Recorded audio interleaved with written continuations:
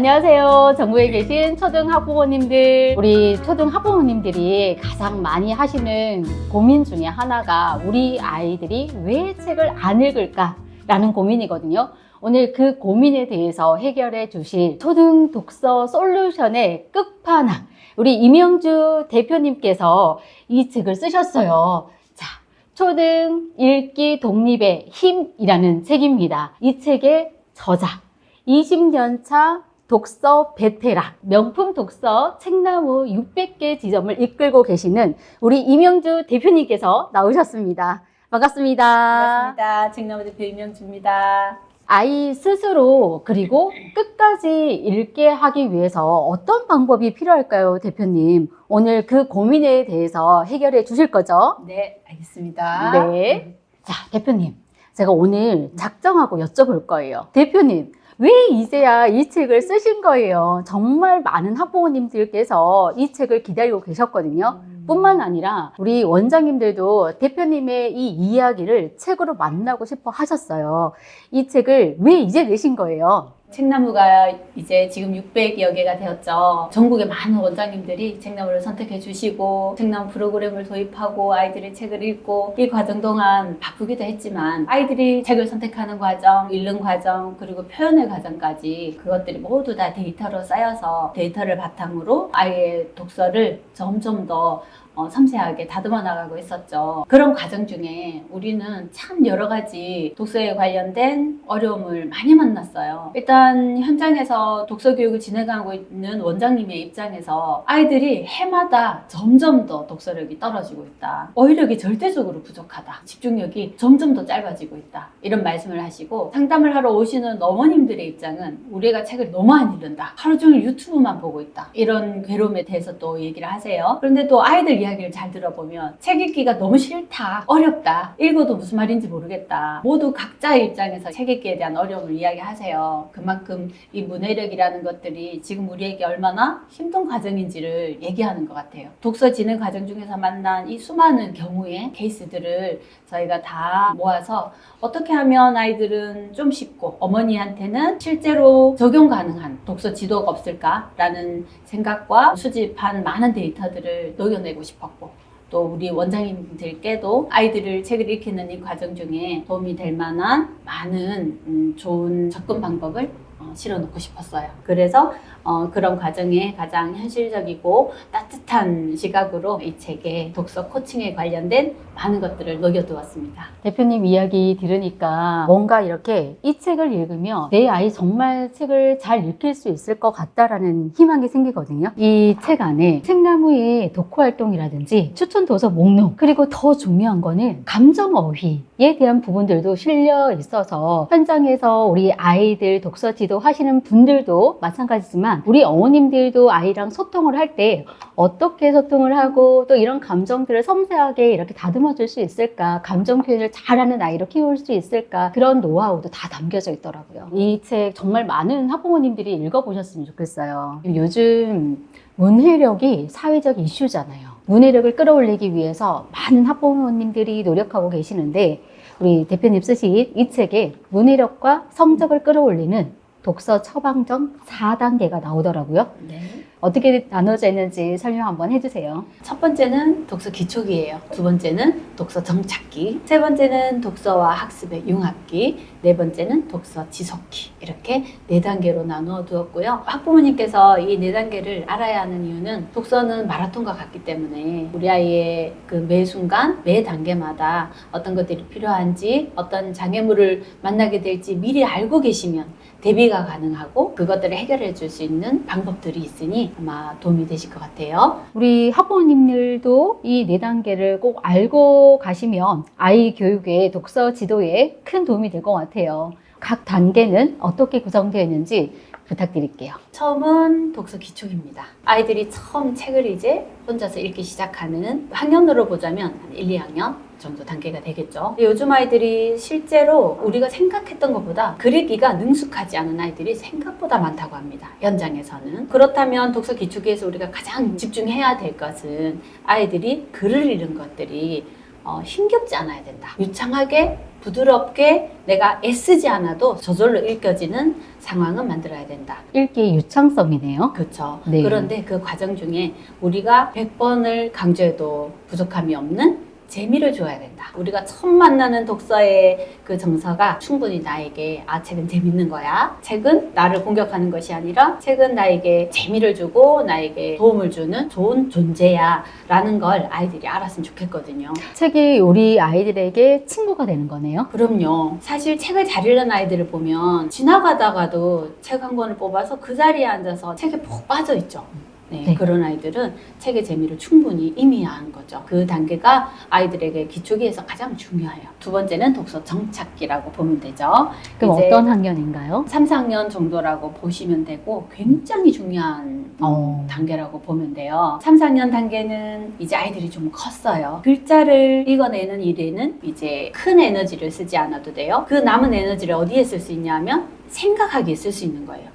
하는 순간들을 맞이하게 되는 거죠. 이 단계를 독서의 골든타임이라고도 볼 수 있는데 그 말은 무엇이냐면 이 순간을 어떻게 넘기느냐에 따라 아이들이 다음 단계의 독서를 어떻게 할 수 있는지가 결정된다는 뜻이기도 해요. 만약에 그 전 과정에 독서가 충분하지 않았다. 아직도 아이는 독서에 어려움을 겪는 상태다 라고 하면 자, 이때 너무 좋은 시기예요.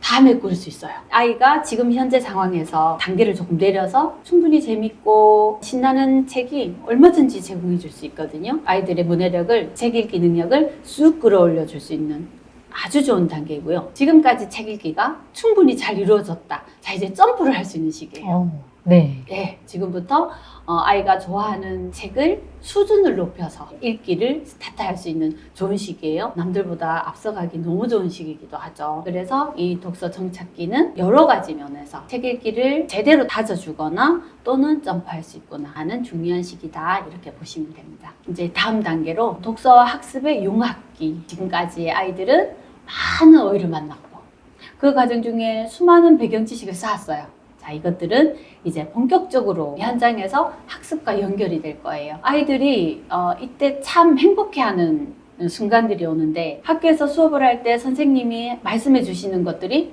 들리기 시작하는 거예요. 내가 아는 이야기가 선생님의 수업 과정에서 나온다면 아이 뇌가 반짝이기 시작해요. 알아듣는 거죠. 고개가 끄덕거려지는 거죠. 이런 아이는 선생님이 발표할 사람 하면 번쩍 손을 들게 되겠죠. 이렇게 아이들의 학교 생활까지 자연스럽게 연결이 되고 주변의 아이들로부터 똑똑한 아이, 공부 잘하는 아이라는 인식까지 덤으로 오게 되는 거죠. 이때 어른들의 코칭이 조금 들어가면 좋을 것 같아요. 학교에서 어떤 교과목을 배우고 있는지를 한번 점검해 보시고 그 교과의 주제에 맞는 연결되는 교과 연계 도서를 조금 챙겨서 읽혀주시는 것도 좋을 것 같아요. 교과 연계 도서를 읽히면 학교 수업 시간이 정말 즐거워질 것 같은데요. 그렇죠. 네. 아이들은 아는 만큼 들리기 시작하거든요. 자, 이제 마지막 단계죠, 대표님. 마지막 단계 네.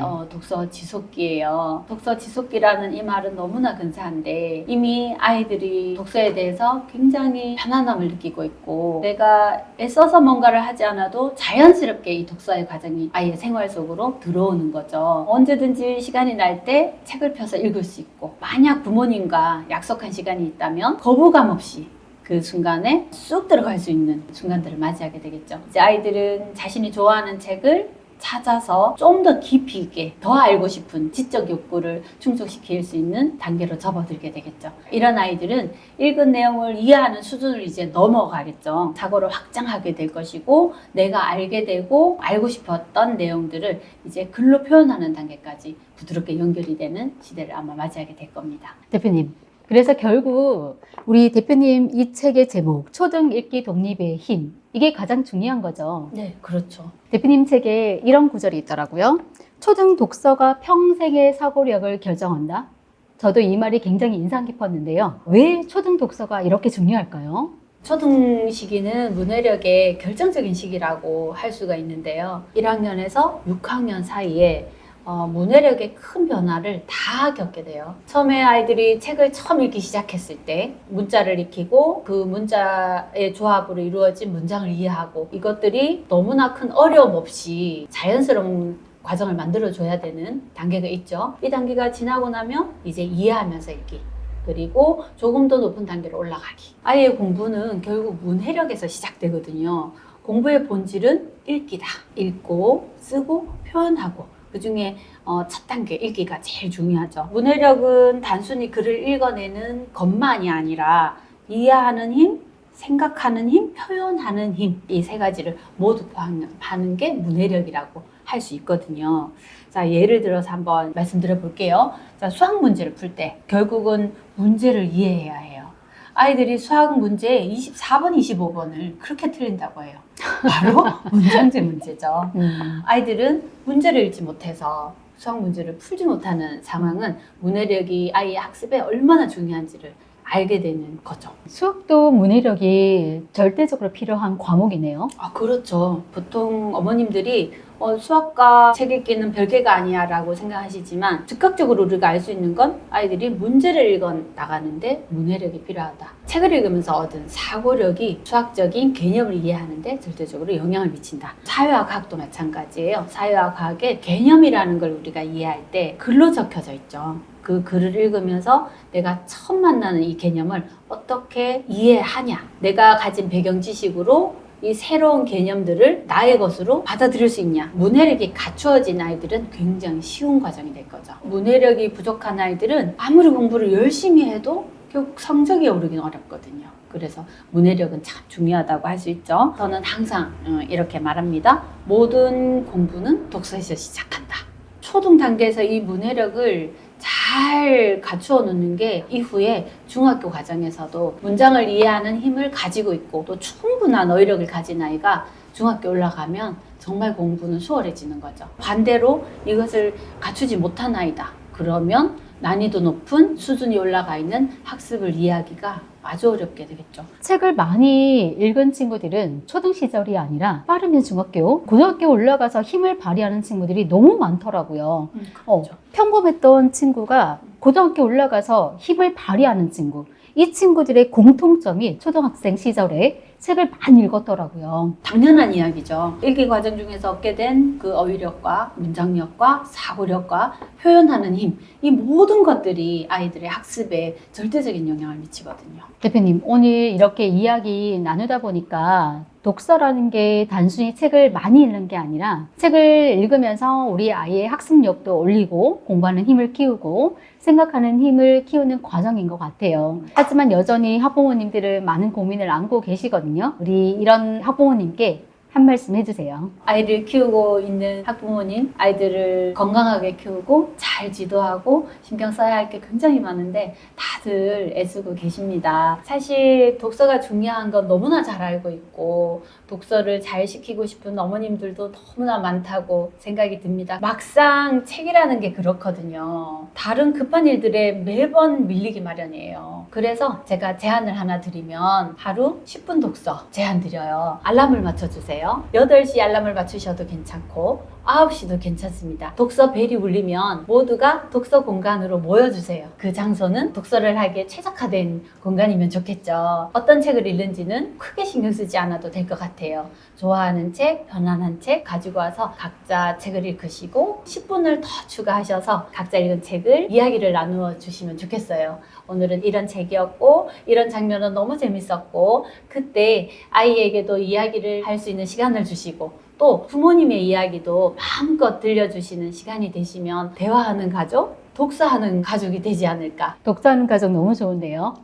희망적인 이야기 한마디 말씀드리자면 책을 읽는 아이들은 모두 변하더라고요. 저희가 만나는 그 수많은 아이들도 단 한 명도 변하지 않은 아이는 없더라고요. 책의 위력이 그만큼 대단하다는 걸 말씀드리고요. 26년 수능 만점자 이하진 학생 인터뷰를 제가 본 적이 있는데 이렇게 말을 했어요. 문제를 이해하고 해결하는 능력은 여지없이 독서를 통해 발휘됩니다. 저는 책을 그냥 읽은 게 아니라 즐겼어요. 굉장히 가슴 깊이 와닿았고요. 우리 어머님께서도 아이들이 책을 즐기면서 읽을 수 있도록 매 순간, 매 단계마다 고비고비 넘어가시면서 행복한 독서 여정을 하셨으면 좋겠습니다. 오늘 대표님과 함께 우리 아이가 스스로 책을 읽을 수 있도록 만드는 그 방법에 대해서 살펴봤는데요. 이 책을 읽는다는 게요. 단순히 공부를 잘하기 위한 게 아니라 아이가 생각하면서 잘할 수 있는 그 방법이 중요하구나라는 생각이 들고요. 그 방법에 독서가 가장 강력한 무기가 되지 않을까라는 생각도 듭니다. 독서 습관을 잡아나가기 위해서 거창한 방법이 아니라 오늘 대표님께서 말씀해 주셨던 하루 10분 독서, 이 작은 실천에서 이루어지지 않을까라는 생각도 들고요. 우리 대표님의 이 책을 읽으면서 우리 아이 읽기 독립을 이룰 수 있도록 응원하겠습니다. 대표님 오늘 귀한 말씀 감사합니다. 감사합니다.